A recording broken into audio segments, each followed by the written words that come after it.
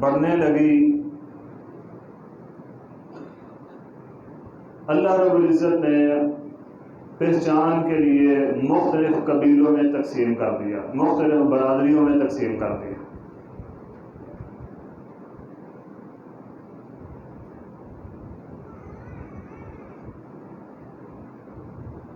یہ قبیلے اور برادریاں اللہ تعالیٰ نے پہچان کے لیے رکھ دی۔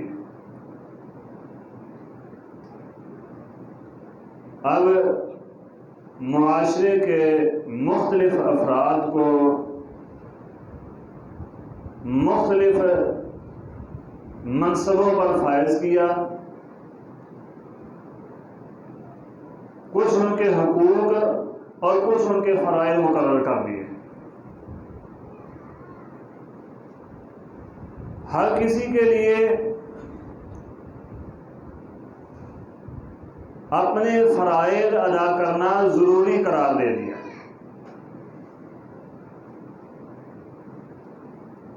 ہر کسی کے لیے دوسرے کے حقوق کا خیال رکھنا ضروری قرار دے دیا۔ اب جو اپنے فرائض ادا کرتا ہے، دوسروں کے حقوق کا خیال رکھتا ہے،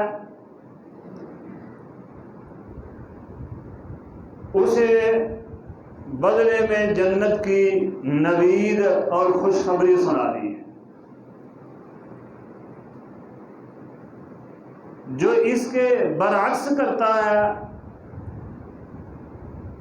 اسے جہنم کی سزا سنائی ہے۔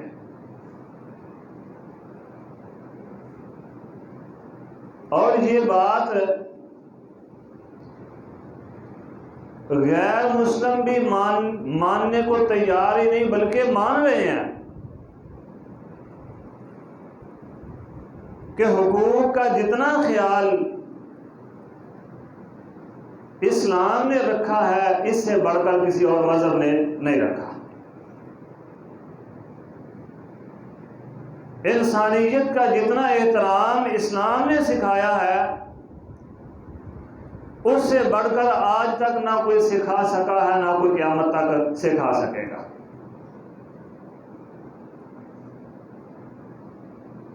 حال ہی میں ہماری قومی اسمبلی میں ایک بل پاس کیا گیا ہے جسے بظاہر گھریلو تشدد کی روک تھام کے لیے سمجھا جاتا ہے،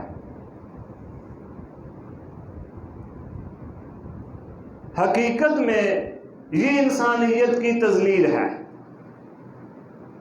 کیسے وہ آگے چل کے انشاءاللہ بات کرتے ہیں۔ اور خصوصاً مسلم معاشرے میں اور مسلم خاندانی جو ایک نظام ہے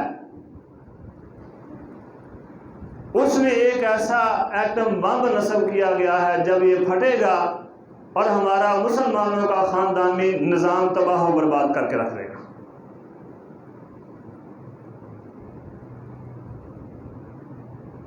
اور اس کا ثمر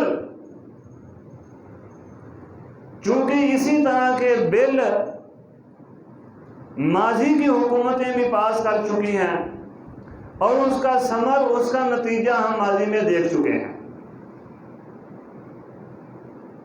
لیکن اغیار جو فوائد حاصل کرنا چاہتے تھے ان بلوں سے وہ حاصل نہیں ہوئے۔ اسی لیے مزید وہ کوشش کر رہے ہیں۔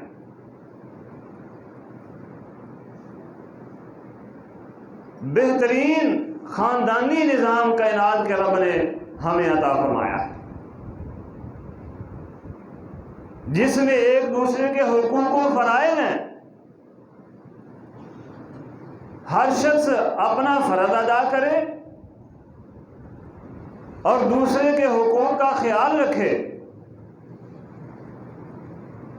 تو اس جیسا معاشرہ، اس جیسا خاندانی نظام کائنات میں آپ کو کہیں نہیں ملتا۔ آج بھی اگرچہ ہمارا خاندانی نظام کافی لحاظ سے ٹوٹ پھوٹ کا شکار ہے، اس کے باوجود ایسا خوبصورت خاندانی نظام آج بھی کسی مذہب کے پاس نہیں ہے، اور جو ٹوٹ پھوٹ کا شکار ہے وہ بھی ہماری اپنی غلطیوں کی وجہ سے ہے، وگرنہ اسلام پر ہم عمل کریں صحیح معنوں میں تو اللہ کی قسم جتنی پرسکون زندگی اسلام کے خاندانی نظام میں ہے، اس سے زیادہ پرسکون زندگی کہیں نہیں آپ کو ملے گی۔ اس بل میں جو باتیں منظور کی گئی ہیں، اور یہاں یہ بھی بات نہ کروں، حیران کن بات یہ ہے کہ جب اس طرح کا کوئی بل سامنے آتا ہے جو اسلام خلاف ہوتا ہے، تو آپ کو کوئی بھی سیاسی پارٹی اس کی مخالفت کرتی ہوئی نظر نہیں آئے گی۔ ابھی یہ بل پاس ہوا ہے، آپ دیکھ لیں ٹی وی چینلز پر کالموں میں کسی بھی سیاسی پارٹی سوائے چند ایک لوگوں کے کسی نے بھی اس بل کی مخالفت نہیں کی۔ وہ جو ایک دوسرے کو گالیاں نکالتے ہیں، ہمیں دکھانے کے لیے ایک دوسرے کو مارتے ہیں، جب یہ بل پیش کیا گیا تو سارے متحد تھے۔ اور یاد رکھیں، اللہ کی قسم، اس اسلام مخالف بل کے ہم سب مجرم ہیں، ہم ہی ایسے ظالموں کو ووٹ دے کر آگے لاتے ہیں، وہ ذمہ دار نہیں، ہم خود ذمہ دار ہیں، اس کے مجرم ہم سب ہیں، اور اللہ کے سامنے ہم سب نے جواب دینا ہے۔ ذرا تھوڑی سی میں جھلک دکھاؤں آپ کو کہ یہ بل ہے کیا، تاکہ پتہ تو چلے کہ ہمارے خاندانی نظام میں جو ایٹم بم نصب کیا گیا وہ ہے کیا۔ چند ایک باتیں ذرا آپ کے سامنے رکھتا ہوں۔ پہلی بات، والدین اپنے بچوں کی پرائیویسی یا آزادی میں حائل نہیں ہو سکتے، اگر ہوں گے تو یہ جرم ہے۔ کیا پرائیویسی ہے جی؟ کیا پرائیویسی ہے؟ ہاں، اگر بچے علیحدہ نماز پڑھ رہے ہیں، اللہ کے سامنے رو رو کر اپنی کامیابی کی دعائیں کر رہے ہیں، تو بات ٹھیک ہے، والدین آ کر انہیں تنگ نہ کریں، اکیلے بیٹھ کر اللہ کی عبادت کرنے دیں، یہ پرائیویسی جائز ہے۔ باپ بیٹی کے کمرے میں جانا چاہتا ہے، ماں بیٹے کے کمرے میں جانا چاہتی ہے، تو جانے سے پہلے آواز دے دیں، ان کو بتا دیں یہ پرائیویسی ٹھیک ہے، جائز ہے، بیٹی یا بیٹا کس حالت میں ہے پتہ نہیں۔ لیکن اگر آپ یہ کہیں کہ ہمارا بیٹا یا ہماری بیٹی موبائل میں کیا دیکھ رہے ہیں ہم یہ پتہ نہیں کر سکتے، وہ کس کے ساتھ آتے ہیں، کس کے ساتھ جاتے ہیں، کہاں آتے ہیں، کہاں جاتے ہیں، اس کا خیال نہیں رکھ سکتے، یہ جرم ہے۔ ہم انہیں ادب نہیں سکھا سکتے، تعمیر نہیں سکھا سکتے، یہ جرم ہے۔ تو اللہ کی قسم ہے ایسا یہ کوئی جرم نہیں ہے۔ پرائیویسی کا خیال رکھنا ہے، اسلام نے سکھایا ہے۔ اللہ کے نبی ابراہیم خلیل الرحمن علیہ السلام گئے اپنے بیٹے کو ملنے، تو سیدھے ہی گھر میں داخل نہیں ہو گئے، دروازہ کھٹکھٹا کے دروازے میں کھڑے ہوئے ہیں، یہ پرائیویسی تھی ان کی۔ اب بہو آئی باہر، اس نے بتایا، پوچھا، باپ نے پوچھا بیٹا میرا کدھر گیا، اس کی تحقیق کی ہے، یہ کوئی گناہ نہیں ہے، تاکہ باپ کو پتا ہو میرا بیٹا یا میری بیٹی کس رستے پر چل رہے ہیں، وہ موبائل میں کیا دیکھتے ہیں، کمپیوٹر پر کیا دیکھتے ہیں، کون سی کتاب پڑھتے ہیں، کہاں آتے ہیں، کہاں جاتے ہیں، ان کے کن دوستوں کے ساتھ تعلقات ہیں، ان کے دوست کس طرح کے ہیں،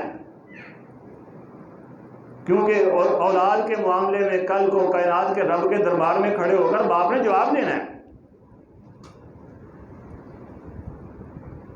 یہ پرائیویسی اسلام بھی مانتا ہے اور حکم دیتا ہے اس کا خیال رکھنے کا کہ اولاد کا کوئی کام کرنا ہے، اولاد کے متعلق کوئی فیصلہ کرنے لگے ہو تو پوچھ لو۔ اللہ اکبر کبیرہ۔ ابراہیم خلیل الرحمن علیہ السلام یاد آ گئے تھے۔ ان دنوں میں آپ اکثر سیدنا ابراہیم خلیل الرحمن علیہ السلام کی سیرت سنا کرتے ہیں۔ اپنے بیٹے سیدنا اسماعیل علیہ السلام کو پوچھا، انی ارا فی المنام انی اذبحک فانظر ماذا تری۔ یہ پرائیویسی تھی، اس کا خیال رکھا ہے ابراہیم علیہ السلام نے، لیکن فیصلہ وہی ہے جو باپ کا فیصلہ ہے۔ باپ کا فیصلہ کیا تھا؟ کائنات کے رب کا حکم ہے قربانی کرنی ہے، بیٹے نے کہا جی ابا جی ٹھیک ہے۔ جہاں تک اسلام اجازت دیتا ہے وہاں تک ہم بھی مانتے ہیں، لیکن جب اسلام کے حدود سے آگے نکل کر بات کریں گے تو کوئی بھی نہیں انشاءاللہ مانے گا، اور اس کے مضر اثرات کیا ہیں وہ آگے چل کے انشاءاللہ بات کرتے ہیں۔ اولاد کے بارے میں ناگوار بات کرنا، شک کا اظہار کرنا، یہ جرم ہے، یہ اس بل کا حصہ ہے، ایک شرک ہے۔ بھائی کون سی ناگوار بات؟ کیا یہ بات ناگوار ہے کہ باپ بیٹے کو، ماں بیٹی کو کہے بیٹا کسی غلط انسان کے ساتھ نہیں بیٹھنا؟ یہ کوئی ناگوار بات نہیں ہے۔ اپنے موبائل پر، اپنے لیپ ٹاپ پر، اپنے کمپیوٹر پر غلط چیز نہیں دیکھنی، یہ کوئی ناگوار بات نہیں ہے۔ اگر اولاد غلط الفاظ استعمال کرے، باپ روکے تو یہ کوئی جرم نہیں ہے، اس کا حق ہے، اس کی اولاد ہے، اس نے کائنات کے رب کے دربار میں جواب دینا ہے اس کا۔ یہ کوئی ناگوار بات نہیں اور نہ ہی یہ جرم ہے۔ اگر اولاد باپ کی کوئی بات اولاد کو پسند نہیں آئی، وہ تھانے چلے گئے، اور باپ کو اولاد مجرم بنا کر کھڑا کر دے تو 6 ماہ سے 3 سال تک باپ کو جیل کاٹنی پڑے گی۔ کیسی عجیب بات ہے۔ جب باپ صبح سے شام تک محنت مزدوری کر کے لاتا ہے تب کیوں نہیں کہتے بھائی جاؤ اپنا کام کرو جا کے؟ اگر تیرے اندر اتنی غیرت ہے کہ تو باپ کی بات نہیں برداشت کر سکتا، ماں کی بات نہیں برداشت کر سکتی، تو جاؤ پھر اپنا کام کرو، اپنا کماؤ کھاؤ، پھر تمہیں پتا چلے باپ کا کیا مقام ہے۔ اللہ اکبر۔ باپ صبح سے شام تک سخت گرمی میں کام کرتا ہے، دھوپ میں کام کرتا ہے، نہ سردی دیکھے نہ گرمی دیکھے، اور تمہیں گرمیوں میں اے سی میں اور سردیوں میں ہیٹر میں رکھے، تم باپ کی بات نہیں برداشت کر سکتے؟ کہتے ہو یہ ناگوار بات ہے۔ اللہ اکبر۔ ہاں اگر باپ کسی کام سے منع کرے اور وہ کام اللہ اور اس کے رسول کی سنت کے مطابق ہو تو اسلام کہتا ہے سنت پر عمل کرو، لیکن اس کے ساتھ ساتھ یہ بھی حکم ہے فلا تقل لهما اف ولا تنهرهما۔ اگر کتاب و سنت کے خلاف کتاب و سنت کی مخالفت کا حکم دیتے ہیں تو عمل سنت پر ہی کرنا ہے، لیکن انہیں کچھ نہیں کہنا، سنت پر ہی عمل کرنا ہے، لیکن والدین کو کچھ نہیں کہنا۔ اف ولا تنہرہما، کوئی ایسی بات نہیں کہنی جو ان کے شایان شان نہ ہو، ان کے ادب کے خلاف ہو۔ اتنی غیرت ہے، باپ کی بات نہیں برداشت کر سکتے، ماں کی بات برداشت نہیں کر سکتے، تو پھر باپ کے بنائے گھر میں کیوں رہتے ہو؟ چلے جاؤ کہیں اور، محنت مزدوری کرے، مشقتیں اٹھائے، اپنے مال سے تمہیں گھر بنا کر دے اور تم باپ کی بات نہ برداشت کرو، اسے جرم سمجھو باپ کا۔ اسی طرح اگر باپ کے ساتھ اختلاف ہو جاتا ہے، اگر باپ کے ساتھ اختلاف ہو جاتا ہے، کوئی باپ کی نافرمانی کرتا ہے، تو یہ بچے کا باپ کی نافرمانی کرے تو بچے کا جرم نہیں ہے، باپ کے ساتھ اختلاف ہو جائے تو جرم نہیں ہے، اور باپ کی نافرمانی جرم نہیں تو اللہ کی قسم پھر بتاؤ اور جرم کیا اس سے بڑا؟ اور یہ کوئی چلتی پھرتی باتیں نہیں، ابھی یہ موجودہ بل پاس ہوا ہے، کوئی لمبی دور کی بات نہیں ہے۔ کوئی باپ کی نافرمانی کرے اور باپ کی نافرمانی کرنے پر باپ اپنی اولاد کا خرچہ نہیں کم کر سکتا، اپنی اولاد کا خرچہ بند نہیں کر سکتا، اسے اتنا ہی خرچہ دے گا۔ جو اولاد باپ کی نافرمانی کرتی ہے اس کو خرچے کا بھی حق حاصل نہیں ہے۔ اللہ اکبر کبیرہ۔ باپ کے ساتھ اختلاف ہو جائے کتاب و سنت کے موضوع پر، باپ اللہ کے علاوہ کسی اور کی عبادت کا حکم دے، باپ رسول اللہ صلی اللہ علیہ وسلم کی سنت کو ترک کرنے کا حکم دے، وَإِن جَاهَدَاكَ لِتُشْرِكَ بِي مَا لَيْسَ لَكَ بِهِ عِلْمٌ فَلَا تُطِعْهُمَا۔ اگر کتاب و سنت کی مخالفت کا حکم دیتے ہیں فَلَا تُطِعْهُمَا، پھر ان کی بات نہ مانو تو یہ گناہ نہیں ہے، یہاں تک تو جائز ہے۔ فَلَا تُطِعْهُمَا، کتاب و سنت پر عمل کرو، لیکن ساتھ ساتھ اف بھی نہیں کہنا ان کو۔ اور الفاظ حروف کی فقیت جاننے والے یہ کہتے ہیں کہ حروف تہجی میں سے سب سے کم تر درجے کا حرف فا ہے، فا سب سے کم تر درجے کا حرف فا ہے۔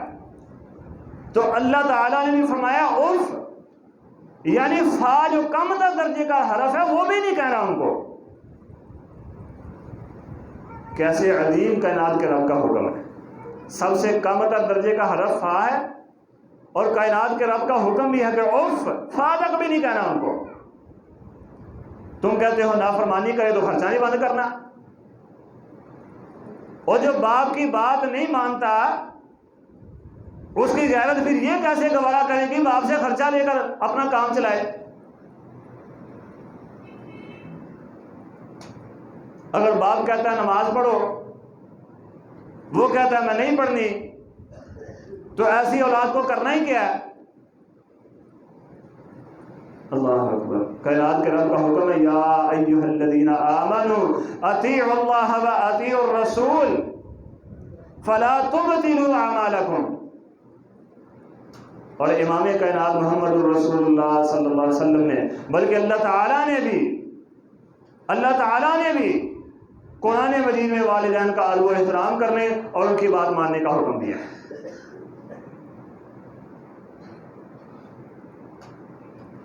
یہ وہ لوگ بل پاس کرنے والے ہیں جن کو ہم ہی نے آگے لا کر بٹھایا،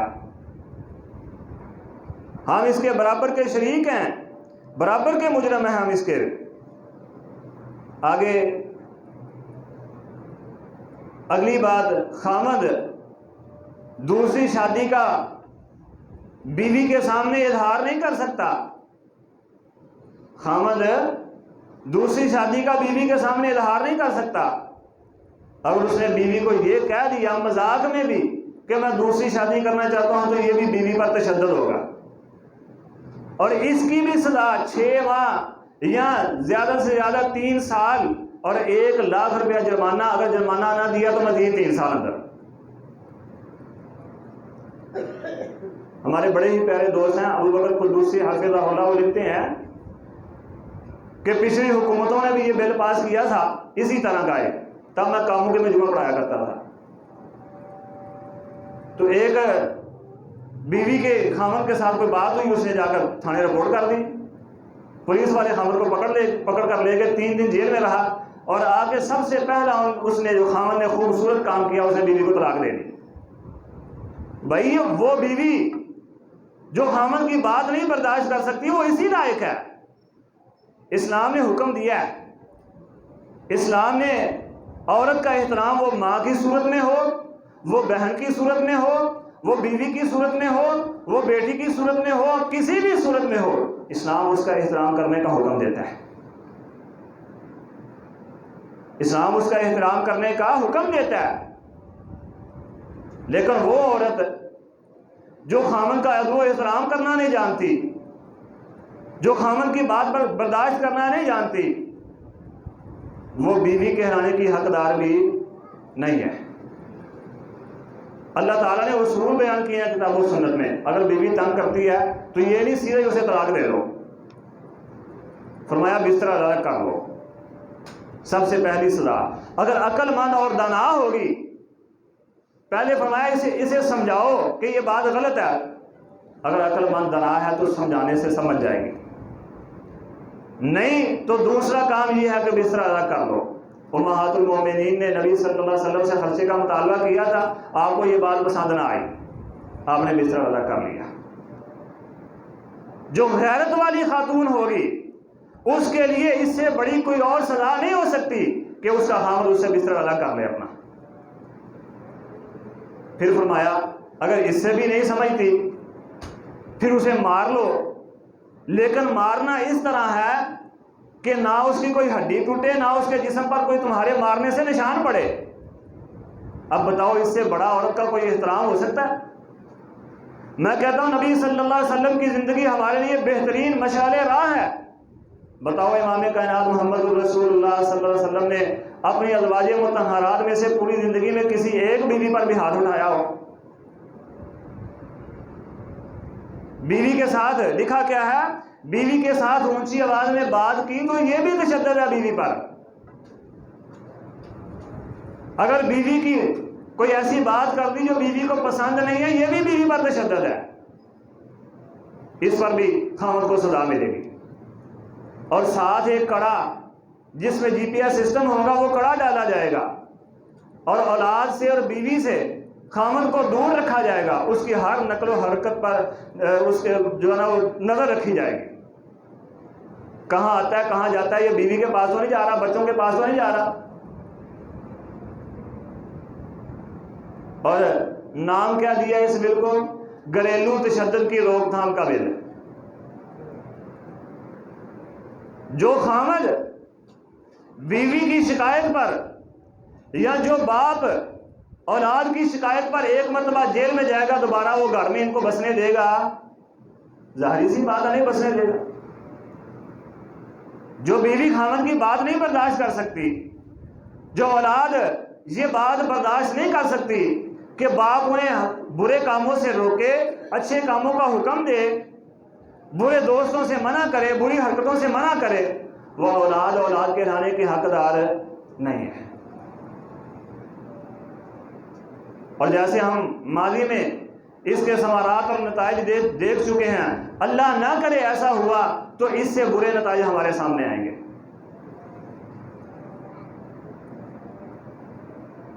شادی دوسری نہیں کر سکتا۔ مجھے یہ بتائیں، جو عورت خامد کی بات یہ برداشت نہیں کرتی کہ وہ اس کا خامد اس کے سامنے یہ بات کرے میں دوسری شادی کرنے لگا ہوں، اس پر وہ اپنے خامد کو جیل میں بھیج دے، کیا وہ یہ بات برداشت کرے گی کہ اس کی ایک بہن ساری زندگی خامد کے بغیر ہی گزار دے؟ آج آپ ذرا دیکھ لیں ہمارے معاشرے میں عورتیں کتنی ہیں اور مرد کتنے ہیں۔ مردوں کی نسبت عورتیں زیادہ ہیں، اور اگر خامد ایک سے زیادہ شادیاں نہ کریں تو بے شمار ایسی عورتیں موجود ہیں جو ساری زندگی اسی طرح کبھی اس کے گھر میں کبھی اس کے گھر میں دھکے کھاتی چلی جاتی ہیں۔ کائنات کے رب کا حکم ہے، فَانكِحُوا مَا طَابَ لَكُم مِّنَ النِّسَاءِ مَثْنَىٰ وَثُلَاثَ وَرُبَاعَ، ایک دو شادی کرو، تین کرو، چار کرو۔ فَإِنْ خِفْتُمْ أَلَّا تَعْدِلُوا فَوَاحِدَةً، ہاں عدل نہیں کر سکتے، انصاف نہیں کر سکتے، پھر ایک ہی کافی ہے۔ یہ تو اسلام بھی کہہ رہا ہے، لیکن جس رنگ میں تم کہہ رہے ہو اس کے کیا نتائج ہیں؟ لوگ پھر شادیاں کرنے سے بھاگیں گے جب اس بات کا ڈر ہوگا کہ بیوی کی پسند کی کوئی بات جو بیوی کو پسند نہیں، ناپسندیدہ بات نکل گئی تو جیل چلا جاؤں گا۔ کون شادی کرے گا؟ جیل کون کاٹنا چاہتا ہے؟ پھر وہی میرا جسم میری مرضی والیاں جو چاہتی ہیں وہ ہوگا، بغیر نکاح کے جس کے ساتھ مرضی رات گزار لو۔ ایک عورت چار چار پانچ پانچ خاندوں کے ساتھ چار چار پانچ پانچ مردوں کے ساتھ رات گزارے گی؟ کیونکہ نکاح تو کوئی کرنا نہیں چاہتا، نکاح کیا تو جیل جانا پڑ جائے گا۔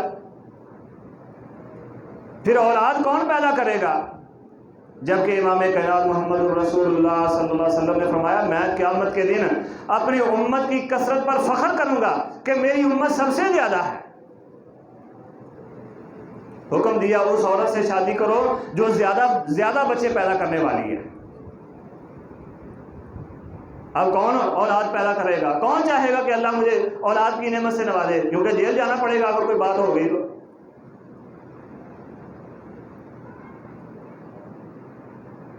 اسی لیے میں نے شروع میں کہا تھا یہ ایسا ایٹم بم ہے جب پھٹے گا۔ آج تو عورتوں کا احترام کسی نہ کسی صورت میں موجود ہے ہمارے معاشرے میں، اگرچہ ٹوٹ پھوٹ کا شکار ہے، لیکن پھر بھی بہترین خاندانی نظام ہے ہمارے پاس الحمدللہ۔ اسلام کا نظام، خاندانی نظام پھر بھی سب سے بہترین ہے، اگرچہ ہماری کمیوں کی وجہ سے وہ بہت سے ٹوٹ پھوٹ کا شکار ہے۔ اسلام نے نہیں، ہماری اپنی کوتاہیوں کی وجہ سے۔ نبی صلی اللہ علیہ وسلم نے خطبہ حجۃ الوداع میں جو عورتوں کے متعلق حکم دیا تھا اگر وہ سن لیں تو آنکھیں کھلی کی کھلی رہ جائیں۔ اللہ رب العزت نے توفیق عطا فرمائی تو عید کے خطبے میں یا اس کے آگے پیچھے انشاءاللہ وہ بھی بتاؤں گا۔ پھر زنا عام ہوگا، عام۔ ہماری بیٹیاں کہاں جاتی ہیں، ہمارے بیٹے کیا کرتے ہیں ہم پوچھ نہیں سکتے۔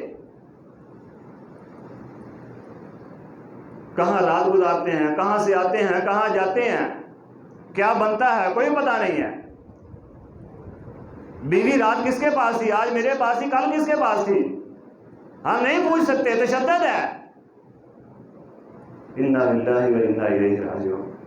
اور اپنی غیرت کی حفاظت کرنا، اللہ کی قسم آج بھی کوئی عورت پر ہاتھ اٹھائے، خاوند کچھ بھی نہ کر سکتا ہو پھر بھی لڑے گا، اپنی بیوی کے دفاع کے لیے پھر بھی لڑے گا، اپنی بیٹی کی عزت کے لیے پھر بھی اپنی جان دینے کے لیے قربان ہوگا، اپنی بہن کی عزت کے لیے پھر بھی دیوار بن کر سامنے کھڑا ہو جائے گا۔ لیکن جو بیوی تھانے جا کر رپورٹ کرے گی میرے خاوند نے مجھے یہ کہا میں دوسری شادی کرنے لگا ہوں، کون سا خاوند ہے جو اس کا دفاع کرے گا؟ جو بیٹی رات کہیں اور کسی کے پاس گزار کے آئے اور باپ کہے بیٹا یہ غلط ہے، وہ کہے تشدد ہے، ایسی بیٹی کو کون بچائے گا؟ ایسی بیٹی کا دفاع کون کرے گا؟ پھر خاندانی نظام تباہ و برباد ہو کر رہ جائے گا۔ اور یہی ہمارے دشمن چاہتے ہیں، یہی ہمارے دشمن چاہتے ہیں۔ میرے محترم بزرگوں، دوستوں اور ساتھیوں، میں نے شروع میں کہا تھا پھر کہتا ہوں اس بل کے مجرم ہم سب ہیں۔ اللہ کی قسم ہے، کبھی کتاب و سنت پر کوئی بات ہو تو ہم کہتے ہیں جڑا جتھے لگا رہے، لیکن اگر کسی سیاسی پارٹی کا کوئی فالوور ہے اس پر کوئی بات کرے تو کر کے جائے کہاں؟ یہ وہ لوگ ہیں جن کو نماز روزے تک کا پتہ نہیں ہے، کلمہ تک پڑھنا نہیں آتا، اور ہم اس طرح دفاع کرتے ہیں جیسے رسول اللہ صلی اللہ علیہ وسلم کا دفاع کر رہے ہیں۔ اللہ کے نبی کے دفاع کے لیے ہم اتنا کبھی نہیں بولے، ہم کبھی مرنے مارنے تک نہیں آئے، بس دعوے کے حد تک کرتے ہیں، لیکن عملی حد تک سیاسی پارٹیوں کے دفاع کے لیے ہم کرتے ہیں، اور اس کے مجرم ہم سب ہیں۔ اگر ایسا ہوا تو اس کے سزاوار ہم ہیں، سب کے سب ہی ہیں، کیونکہ ووٹ دے کر ہم خود ہی ان کو لائے ہیں۔ اللہ تعالیٰ سے دعا ہے اللہ ہمیں ایسے ظالموں سے محفوظ فرمائے، اور ہمیں جو بہترین خاندانی نظام کائنات کے رب نے عطا فرمایا ہے اسی پر عمل پیرا رہنے کی، اور اسی کی فیض و برکات اللہ ہمیں نصیب فرمائے، آمین۔ اقول قولی ھذا واستغفر اللہ لی ولکم ولسائر المسلمین واستغفروہ انہ ھو الغفور الرحیم۔